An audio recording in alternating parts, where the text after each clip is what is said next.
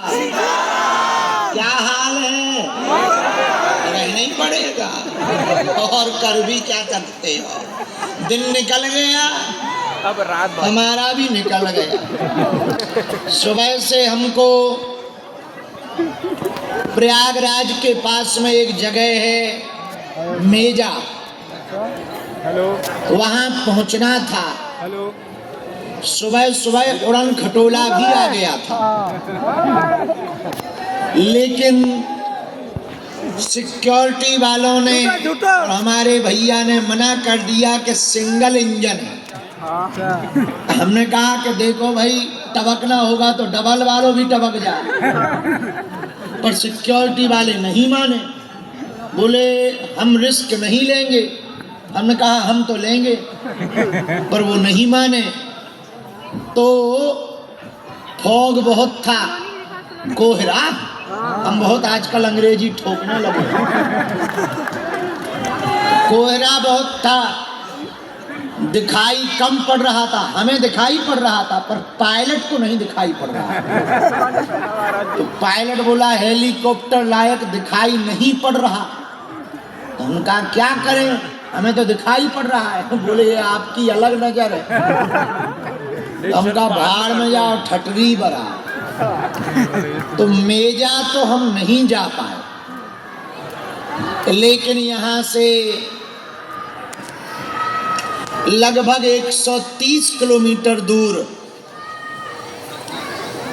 खुरहंड नाम की एक जगह है, जहां कैलाशेश्वर महादेव की स्थापना हुई। वहां का भी आज का कार्यक्रम था। काशी के विद्वान, विद्युत परिषद के महामंत्री जी, काशी के विद्वान में विद्युत परिषद के महामंत्री जी ने आज्ञा दी थी कि आपको द्विवेदी जी के घर पर जाना है। तो आज का ही हमने दोनों जगह कह दिया था, चूंकि उड़न खटोला से जाना था। तो सोचा मेजा में उतरेंगे और 20 मिनट उड़न खटोला से वहां उतरेंगे। तो उड़न खटोला तो धरा रहा यहीं।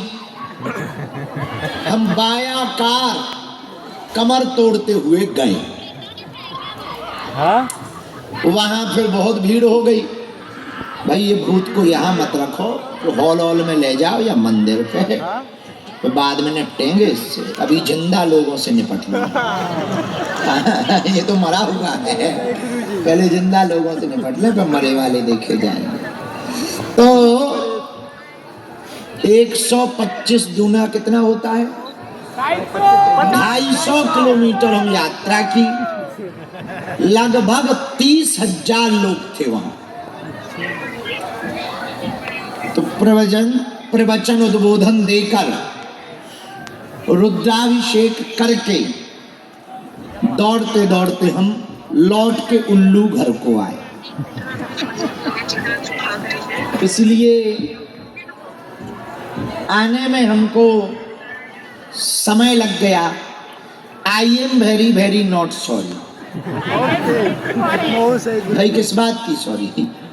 गए तो तुम ही लोगों के काम से, हमारा तो कोई निजी काम है नहीं।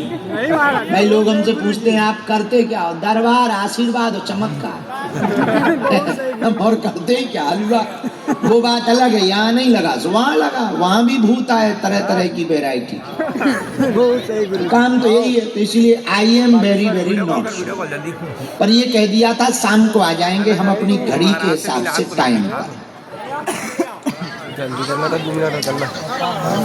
कन्या विवाह के कारण थोड़ी असुविधा तो हो रही है, पर आज की भरपाई हम कल दिन में करेंगे। मतलब समझ गए? 12-1 बजे के बाद कल हम बैठेंगे दिन में, लेकिन अभी भी दरबार लगाएंगे। भले ही थके आए हैं, थोड़ी देर लगाएंगे, क्योंकि बहुत थक गए, कमर टूट गए, लेकिन दरबार लगाएंगे ताकि नियम ना टूटे। भाई लड़ो ना, मारपीट कर लो, गाली गलौज नहीं, मूड़ाफोरी कर लो। चलो आज का ज्ञान सुनो।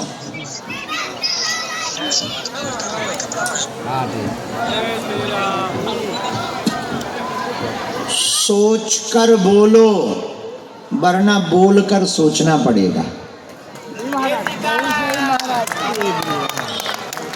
नहीं आई समझ में? सोच कर बोलो, वरना बोल कर सोचना पड़ेगा कि काहे को बोल दिया। इसलिए पहले ही सोच लो, तो बाद में सोचना नहीं पड़ेगा। ज्ञान खत्म। दूसरी बात सुनो,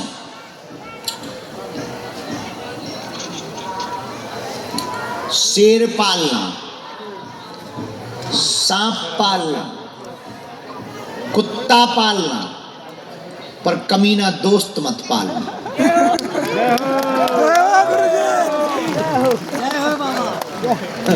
पूछो क्यों? 1000 शत्रुओं से ज्यादा खतरनाक कपटी दोस्त होता है। इसलिए ऐसा मित्र ना बनाना जिसके बहुत मित्र हों, और जिसके बहुत मित्र होंगे वो कभी किसी का मित्र नहीं हो सकता। हाँ, जिसकी बहुत लोगाइयां हो तो वो एक का खसब नहीं रह सकता। या जिसके बहुत पति हो तो वो एक की पत्नी नहीं रह सकती। ऐसे ही जिसके बहुत मित्र हों वो किसी का मित्र नहीं रह सकता। तो सांप पालो, शेर पालो, कुत्ता पालो, डायनासोर पालो, वहम भी पालो, भ्रम भी पालो, पर ऐसा दोस्त मत पालो जो कपटी हो गए, वरना वो तुम्हारी लुटिया डुबा देगा। सुनो, एक बहुत पुरानी कहावत है, चोर को खांसी साधु को दासी, मुसीबत में डालती। लेकिन इसको हम थोड़ा लंबा जोड़ना चाहें। चोर को खांसी, संत को दासी, किसान को उबासी। आलस खेती बर्बाद कर देगा। किसान का उबासी, चोर को खांसी, संत को दासी, राजा को गलत सलाह, नेता को चमचे,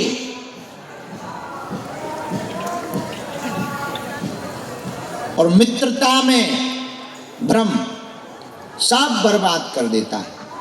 साधु के पास यदि दासी रहेगी तो साधु कितना भी कंट्रोल करे हो ही नहीं सकता। हमारे गुरुजी यहाँ रहते थे ऊपर झोपड़ी में, मंदिर के पास में। यहाँ तब तो जंगल था, अब तो मेला हो गया, लाइट वाइट थी नहीं। हम तो बच्चे ही थे 9-10 साल के, तो यहीं रहते थे हम भी। हमारा काम रोज का चाय बनाने का था, झाड़ू लगाते थे, चाय बनाते। तो चाय हम बहुत अच्छी बना लेते। हम अपनी खुद की तारीफ इसलिए कर लेते हैं कि हम खुद ही बना के पीते हैं, कभी कभी साल में। तो गुरुजी को तो बहुत बनाते ही थे, चाय बना के पिलाते थे। तो हमारे गुरु ने एक बात कही जो हमको बहुत प्रिय लगी। बहुत लोगों ने हमसे प्रश्न किया कि आप रात भर क्यों जागते हो? वो हमने अपने गुरु से सीखा। हमारे गुरु कहते थे कि किसी साधु को परखना है तो उसके दिन मत देखो, साधु को परखना है तो उसकी रातें देखो। हमने कहा क्यों? बोले दिन में तो कोई भी साधु हो सकता, रात को जो काम को जीत ले वो साधु हो पाएगा। उनका बहुत अच्छी बात।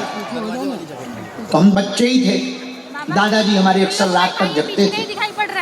11:15 बजे सोते थे वो, 3:15 पे जाग जाते। और 11:15 बजे वो सोते थे तो 12 बजे हमें सोने मिलता था और 3 बजे हमें जगना पड़ता। 3 घंटे की नींद होती थी और 5 बजे उनको भोजन चाहिए। सुबह 5 बजे भोजन, दाल और 2 टिक्कर चाहिए ही चाहिए, नहीं तो इतनी गाली देते थे पूछो। हम तो केवल नक्कटा ठटरी के बरे कहते हैं। हमारे गुरुजी तो तुम लोगों ने सुने ही नहीं है। हमारे गुरुजी को सुने, PhD कर रखी थी उन्होंने गाली। हाँ, PhD एक सांस में 22 गाली, पर सिद्ध थे, फक्कड़ थे, उनकी गालियां ही आशीर्वाद था। और बताओ, हाँ, उनकी गाली जिन्हें मिल जाती थी उनका कल्याण हो गया, हमें मिली हमारा देखो कल्याण हो गया। तो सिद्ध थे, फक्कड़ महात्मा थे, विरक्त महात्मा थे, निर्मोही अखाड़ा के साधु थे। ध्यान से सुनना, आज के बाद हमारी बात सुनकर हम तुम्हें दरबार में चमत्कार दिखाने नहीं बुलाए और न पर्चा बनाने भर बुलाए, ये तुम्हारा भ्रम है। हम तुम्हें ऐसा अनुभव कराना चाहते हैं, ऐसा कुछ देना चाहते हैं कि तुम्हें लौटकर जीवन भर गुरुओं की आवश्यकता ना पड़े, दरबारों में ना भटकना पड़े, दरबारों में भटकना ना पड़े। हम ये आपको देना चाहते। चमत्कार ममत्कार ये सब बहुत छोटे मोटे खेल है। तुम्हारे लिए बड़ी बात होगी कि तुम्हारे मन की बात बता दी, लोगाई की बात बता दी, पड़ोसन की बात बता दी, या पितृदोष बता दिया, या बाप का नाम बता दिया, ये तुम्हारे लिए बहुत बड़ी बात होगी। हनुमान जी के लिए तो खेल है। तो हम इसलिए दरबार नहीं लगाते कि तुम्हारी मन की बात बताएं, या भविष्य बताने पर हम बहुत ज्यादा भरोसा भी नहीं करते, हम भविष्य बनाने पर भरोसा करते हैं।